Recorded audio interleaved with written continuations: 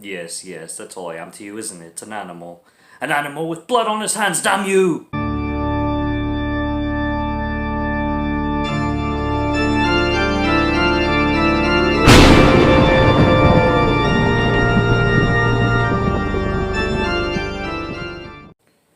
Welcome back, guys, to another Hammer horror review, and this one is going to be Curse of the Werewolf, directed by who other than Terence Fisher, of course, the legendary man himself, who pretty much led the entire Hammer horror franchise back in the 70s.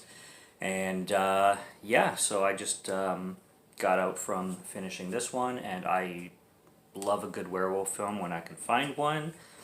And this one didn't really disappoint me. I had a good time with it. I have my little picks with it, but I mean, I'm not going to say it's the best werewolf film of all time, but I did enjoy it for what it was, and the characters were, or I should say the actors playing the characters were very good, and the directing was pretty much top-notch for the most part all throughout.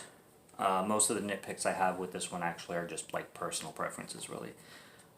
Because of watching other Hammer films and what my taste is in general.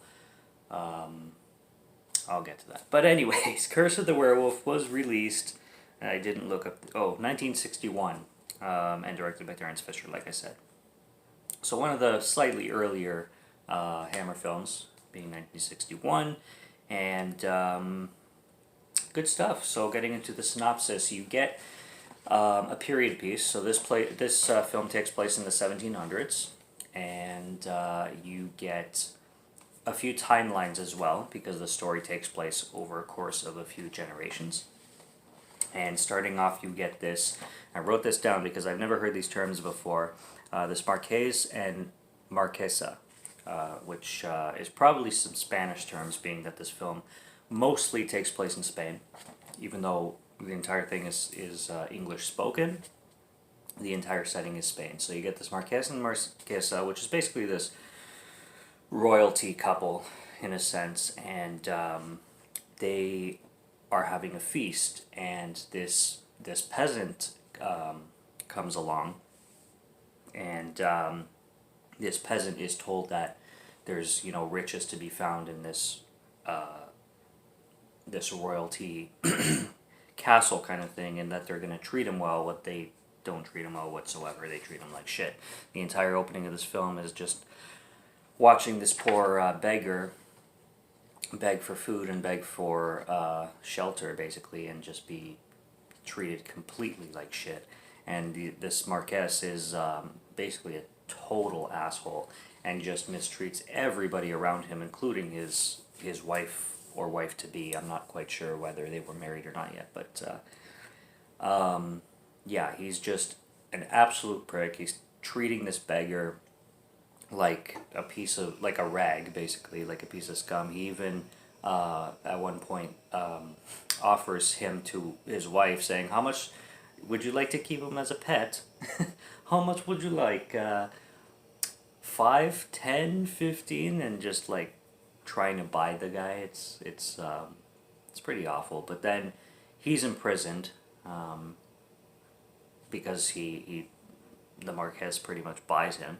So he's put in a prison for years, basically, and basically forgotten about. And then you get the jailer who imprisoned him, and you get the jailer's daughter, who is a mute. And the jailer's daughter basically kind of forms a bond with him in a sense, and is always feeding him and stuff. And you feel sorry for this guy for the whole time.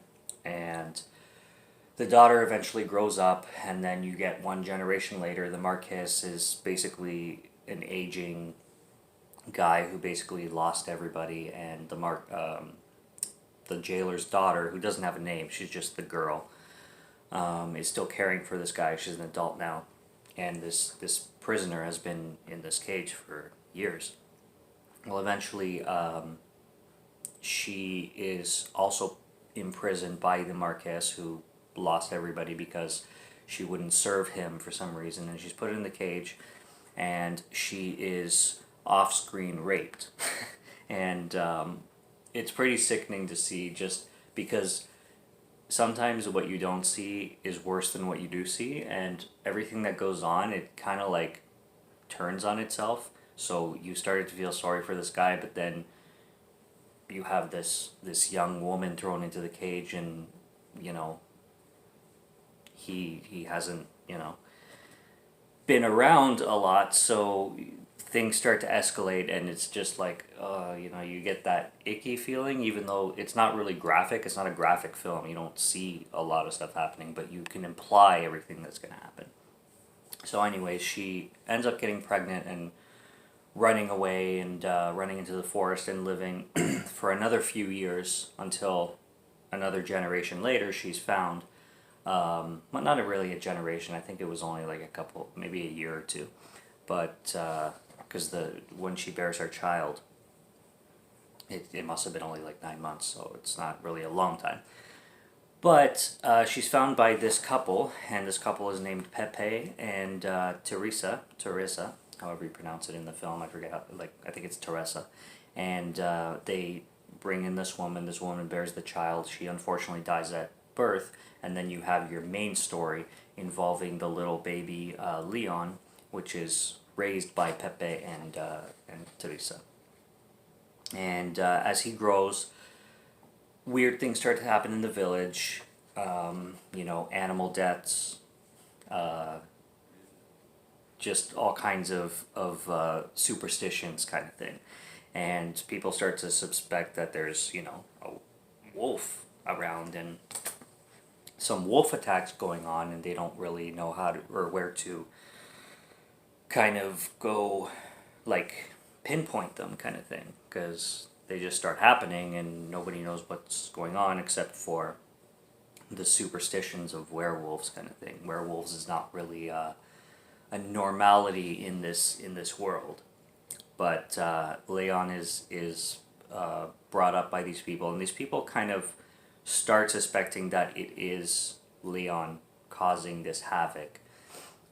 There's a lot of lore that like werewolf lore that I like in this film. Just with how werewolves come about, like there's how would you put it? It's not really superstitions, but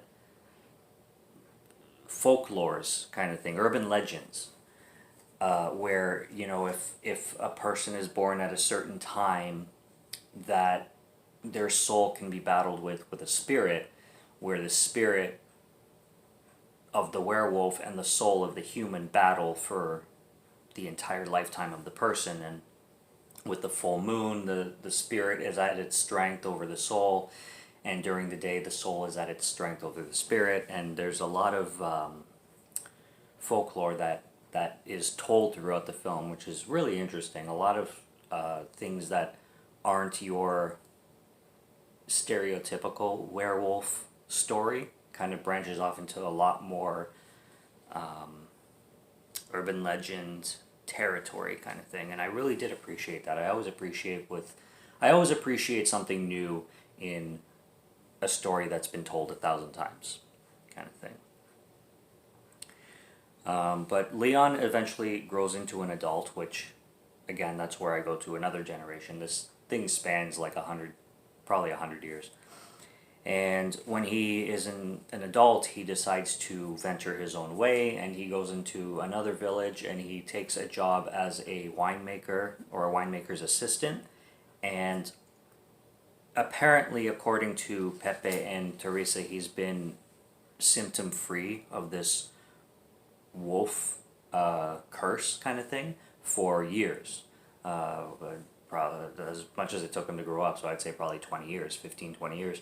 He hasn't, everything's been kind of, there hasn't been an attack or anything like that, or anything weird happening in the village, so he goes his own way. But things start to happen again, obviously, as soon as he goes to the village. It starts off at this party where Leon is sweating all night. By the way, I have to mention Oliver Reed, who plays Leon as an adult. He nails it. He really is. he really nails his role. Like, he does a phenomenal job playing his role. He's a very he's kind of a, like, your nerdy kind of average looking dude. He's got kind of like a puffy face, and he's masculine, and he's very mature looking, kind of. He looks like your average late 20s guy, but he has that, I don't know, he has that piercing face. He doesn't look dangerous, but he looks like that type who, when he goes into werewolf mode, he's like, you want to stay the hell away from this guy, kind of thing. He seems like your kind of, blue collar dude, until he starts to, the full moon comes, and then he starts to go wolf mode, and he's sweating all the time, and he's got his big eyes, and he sells the part like crazy. But yeah, Oliver Reed definitely did a good job in this film. And at this party, he ends up murdering somebody, and that's when the town starts to ask questions, and he's eventually arrested. And in the third act, it leads up to him transforming in his prison cell and breaking out, and the rest of the third act ensues from there. I was going to mention the what they expected from Oliver Reed as well, because this film it doesn't play around any kind of special effects at all. This is a early 60s film, and everything basically was dependent on the actors, and the actors all deliver. One thing I have, like, this film is a pure period piece, so it's all 1700s. The entire sets are completely old-fashioned looking. I'm not always a fan of that. I can't say that I'm the biggest fan of period pieces, but I can certainly appreciate what was brought to the table in this film. And everything looks amazing for the time that it was filmed in. It's very believable. Outside of them speaking English in Spain, outside of that, everything seemed very much legit. And from the time, and like I was saying about what was expected from Oliver Reed, there is no special effects. It literally looks like this guy is doing parquet on buildings. Like, he's climbing walls, and it looks like a human man climbing walls. That's what it looks like. A human man covered in fur, I'm sorry, climbing walls. It's so realistic looking.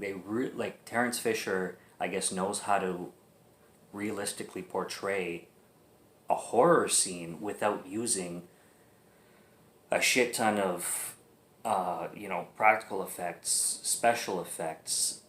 I'm sure there was stuntman, I'm not gonna lie, but hey, who knows? Maybe in 1961 they just said, "Hey, Oliver Reed, you're climbing this wall, go for it." Who knows? But I assume there was stuntmen. But what I'm saying is, like, it just all looks so legit and just realistic, like not staged kind of thing. They just, for a werewolf story, it seems like one of the most classic and most not inspirational. What's the word I'm looking for? Like, one of the most, like, practical, I guess. I don't know what I'm looking for, but anyways,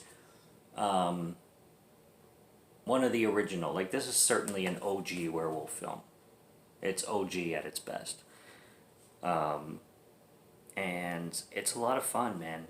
Like, for what it is, I'm not gonna, like, if you put this next to a bunch of other Hammer films,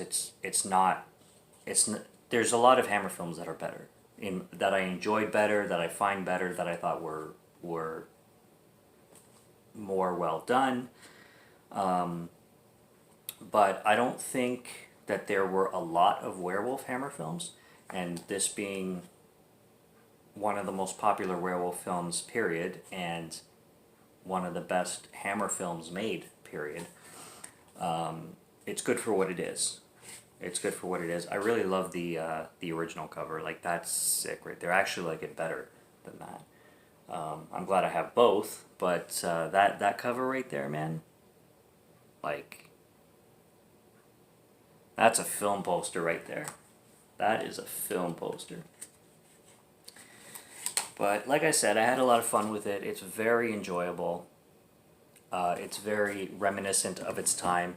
And I guess that's the word that I was looking for too. It's very reminiscent of the time that it was made because of the lack of, CGI and shit like that. You actually get people doing stunts.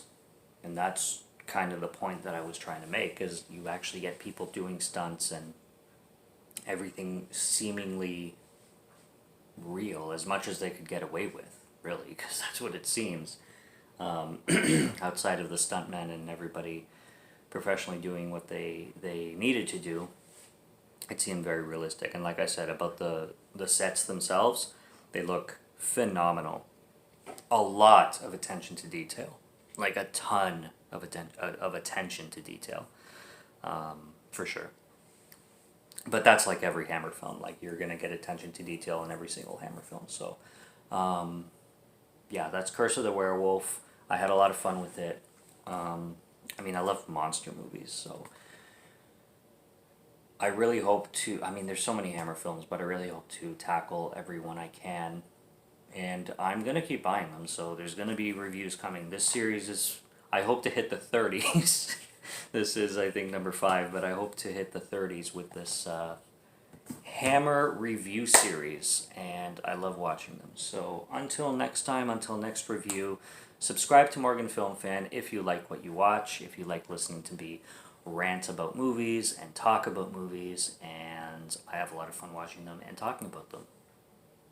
So until next time, take care and have a good night. Cheers.